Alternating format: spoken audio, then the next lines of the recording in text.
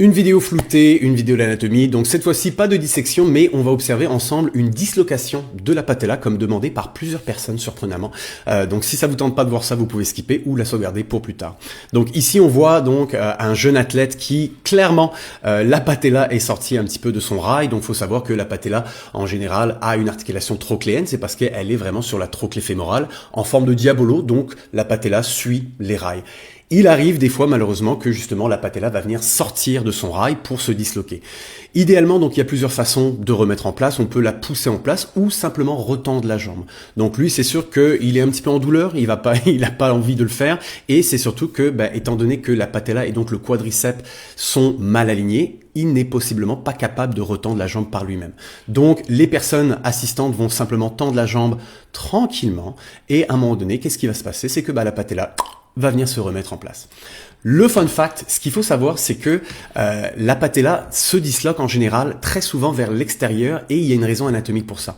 Ce qu'il faut réaliser, c'est que le tibia et le fémur ne sont pas alignés. Votre jambe paraît droite, mais d'un point de vue osseux, il y a un angle. Donc, petit fun fact, l'angle entre justement cette ligne s'appelle l'angle Q. Et plus cet angle est grand, plus ça implique justement un angle au niveau du genou, ce qui peut le mettre dans une situation un petit peu précaire.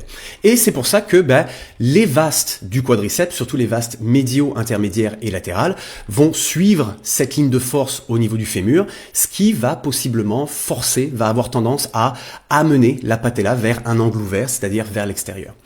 Ce qui est le fun, c'est que donc malgré que ça peut continuer à arriver, le corps s'est un petit peu ajusté à cette situation-là. C'est-à-dire que d'un point de vue musculaire, au niveau de la répartition et de comment les vastes vont s'attacher à la patella, il a réussi un petit peu à manager cette situation-là.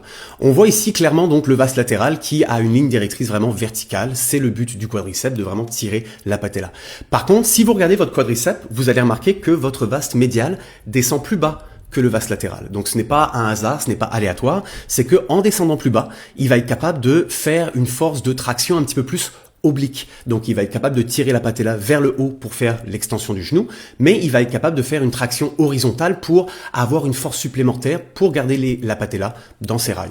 Donc oui, effectivement, nos jambes ne sont pas droites, ça peut encore arriver effectivement que la patella se disloque, mais il faut savoir que le corps, avec le temps, a réussi à trouver une façon de s'adapter à ces situations-là.